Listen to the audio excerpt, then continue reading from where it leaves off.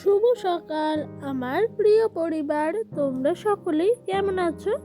আশা করছি সকলে ভালো আছো। তোমাদের আশীর্বাদ ও ভালোবাসার সাথে নিয়ে আজকের ব্লগটা শুরু করলাম। এখন বাজে ঘড়ির কাঁটায় ঠিক সকাল 8:30 মতো। তো ঘুম থেকে উঠে সংসারের সমস্ত কাজ বাজ হয়ে গেল। তারপরে এদিক দিয়ে দেখি মা কিছুটা জিওল মাছ নিয়ে এসছে। আর মাছগুলো না মা এই যে 3টে মাছ দেখেছো না, এই 3টে মাছ হাঁড়ির মধ্যে রেখে দিয়েছে। আর বাদ বাকি মাছগুলো কিন্তু কেটে নেবে ডোডোর জন্য রান্না করবে বলে। আর কি হয়েছে জানো, আমি ঘুম থেকে উঠে না আজকে আর সকালে চুল আঁচড়াইনি, তাই চুলটাও কেমন এলোমেলো হয়ে আছে, কেমন একটা লাগছে। কিন্তু আর কি করব। আর দেখেছো আমি সবজি কাটছি, ওই দিক দিয়ে ডোডো সোনা তারপরে ওর একটা দিদি দুজন মিলে কি সুন্দর খেলা করছে। আর যে ওই বাচ্চাটাকে দেখছো বড়, সে হলো রিঙ্কি, আমার একটা বান্ধবীরই বাচ্চা। তো ওরা দুজনই মামা বাড়ি বেড়াতে এসছে, দুজনে কিন্তু খুব খেলাধুলা করে। আর ডোডো কি জানো তো, ওর সঙ্গে যেই থাকুক না কেন ও তার সঙ্গে না খেলে ও নিজের মতো নিজে খেলতে থাকে। তাতে একটা আমার আলাদা শান্তি আছে জানো। অনেক বাচ্চা আছে আবার কাউকে ছাড়া থাকতে চায় না, আবার ডোডো কিন্তু তার বিপরীত। তো আর কি করবো, ওকে আমি বলছি যাস না, ফোনটা আছে পড়ে যাবে। আর ও তো আমাকে তুলেই ছাড়বে, কারণ কি বলতো ও না জল খাবে, তাই আমাকে মাম্মাম মাম্মাম করে ডাকছে। আমি বললাম মগ থেকে নিতে, আমার কথাটা একদমই শুনলো না ছেলেটা। তো ওই দিক দিয়ে ও ভেবেছে প্লাস্টিকের মগটা নিয়েই যেমন জানেন খেতে শুরু করে দিচ্ছিল। মা ওই দিক দিয়ে ছুটে এলো কাচাকুচি বন্ধ করে, দাঁড়া তোকে এবার স্টিলের মগটাই জল দিই, সেই সবই করতে এই করতে করতে দিনটা যেন কোন দিক দিয়ে চলে যায়। আর বাবার বাড়ি এসে আমি জানো তো সংসারের সমস্ত কাজকর্ম আজকে আধ ঘন্টার মধ্যে হাতে সময় নিয়ে সেরে ফেললাম। কারণ কি বলতো, সকালে না একটু ঝটপট করে কাজগুলো করতে পারলে সমস্তটা তাড়াতাড়ি হয়ে যায়। আর এই দিক দিয়ে বটিটা না খুব একটা ভালো না, তাই বাঁধাকপিটা খুব একটা ভালো করেও কিন্তু কাটা হচ্ছিল না। তাও যতটুকু হলো কেটে শেষ করলাম। এদিক দিয়ে মা বাজার থেকে নিয়ে আসছে মাছের মাথা। আমার কাছে মায়ের একটা আবদার ছিল মাছের মাথা দিয়ে বাঁধাকপি খাবো। তো মা সেই মতো আমার খাওয়ার কথা এই চিন্তা করে বড় বড় মাছের মাথা নিয়ে আসছে। আর মাছের মাথা দিয়ে বাঁধাকপি খেতে আমার বড্ড ভাল লাগে জানো। আর মাছের মাথাগুলো না ভাজতে গিয়ে এদিক দিয়ে একটু ভেঙে যাচ্ছিলো, কিন্তু কিছু হবে না, মা আমাকে বললো ভেঙেই তো দেওয়া হবে, ভাঙুক গা, কিন্তু তুই শুধু একটা খেয়ালই রাখ মাছের মাথাগুলো যেন সুন্দর করে ভাজা হয়, যাতে একটু কাঁচা ভাবটা না থাকে, তাহলে একটু গন্ধটা বেরোবে। আর কি মায়ের কথা মতো তাই করলাম। এদিক দিয়ে দেখেছো বন্ধুরা কি সুন্দর বাঁধাকপিগুলো আর আলুগুলো কেটে রাখা আছে। তো এইরকমভাবেই সমস্ত রান্না বান্না শেষ হয়ে গেল ঝটপট করে। আর এই দিক দিয়ে মা দেখি চুনো মাছের চচ্চড়ি করে রেখেছে, আলু দিয়ে বেগুন দিয়ে কাঁচা লঙ্কা আর কালো জিরে ফোড়ন দিয়ে। আর এই দিক দিয়ে ডোডোর জন্য সমস্ত সবজি, তোমার হলো আলু পেঁপে তারপরে কুমড়ো সিম আর কি ছিল জানি না ঠিকঠাক, এই সমস্ত সবজি দিয়ে একটা তরকারি করেছে। এদিক দিয়ে রান্না বান্না শেষ হলো এতক্ষণে। আর ওই দিক দিয়ে আমি স্নানে চলে গেছিলাম। তো স্নান সেরে এসে কিন্তু মুখে একটু ক্রিম মেখে নিচ্ছি। আর ক্রিম বলতে কি ক্রিম বলো তো, মায়ের যে নিভিয়া ক্রিমটা আছে না ওইটা, তো এটা না সফটটা নয়, এমনি একটা ক্রিম, মানে নিভিয়ারই একটা আলাদা ক্রিম। তো সেটাই একটু সুন্দর করে মেখে নিচ্ছে। আর মায়ের সাথে কিন্তু একটু বকবকও করে নিচ্ছিলাম। তো বকবক করতে করতে আমার কিন্তু ক্রিমটা পুরোটা মুখে মাখা হয়ে গেল।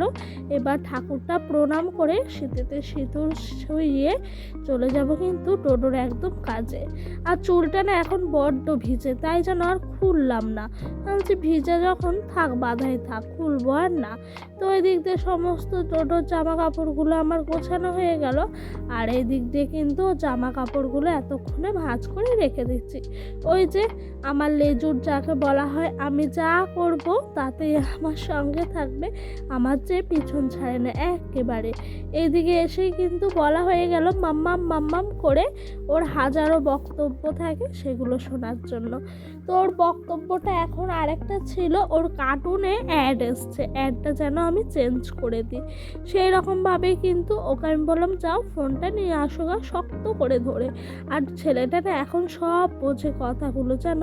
আর এইদিকে দেখেছো সেই যে দরখাস্তটা লিখে রেখেছি সেটা কিন্তু এখনও জমা দেওয়া হয়নি, হয়তো এইবার এসে আমার হবে না কাজটা, পরের বার এসে করতে হবে। তো এই যে ফোনটা নিয়ে এসছে, অ্যাডটা ছিল, আমি ওর হাত থেকে নিয়ে কিন্তু অ্যাডটা তোমার স্কিপ করে দিয়ে ওকে আবার ফোনটা দিয়ে পাঠিয়ে দিলাম। এইদিকে রান্না বান্না একেবারে শেষ পর্যায়ে এসে পৌঁছেছে। মাছের মাথা দিয়ে বাঁধাকপিটা শেষ হয়েছে, আর খেতে এত সুন্দর হয়েছিল তোমাদেরকে বলে বোঝানোর মতো নয়।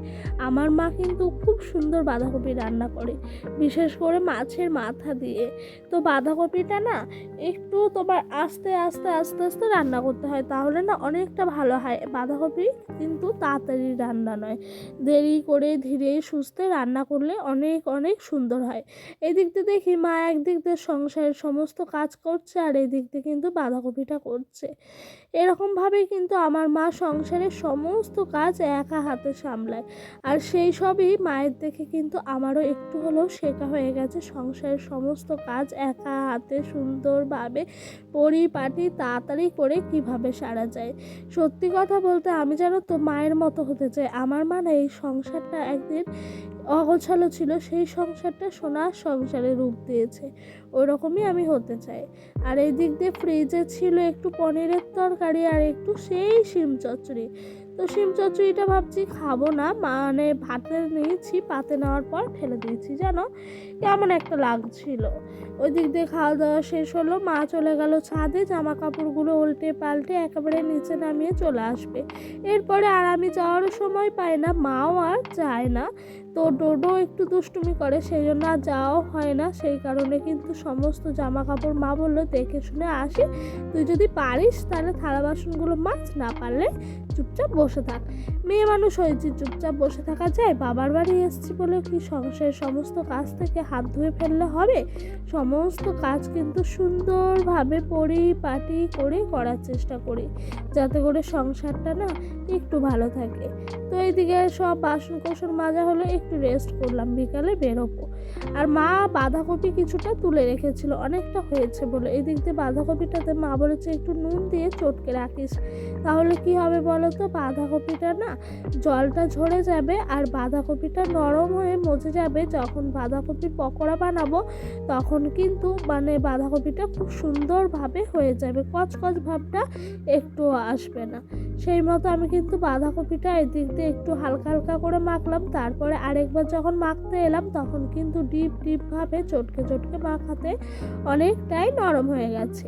আর এদিক দিয়ে ডোডোর খিদে পেয়ে গেছে, তাই ওকে একটু দুধ বিস্কুট খাওয়াবো। ওই বিস্কুটগুলো বাটির মধ্যে চুবিয়ে একসাথে ঘেটে খাইয়ে দিয়েছি। এতক্ষণে মা দেখেছো বসিয়েও দিয়েছে, হ্যাঁ, বাঁধাকপির পকোড়া। তো এই পকোড়াটা হোক, এটাকে এই সন্ধ্যের ভিডিওটা খাওয়া দাওয়া শেষ করে দেবো ভিডিওটা।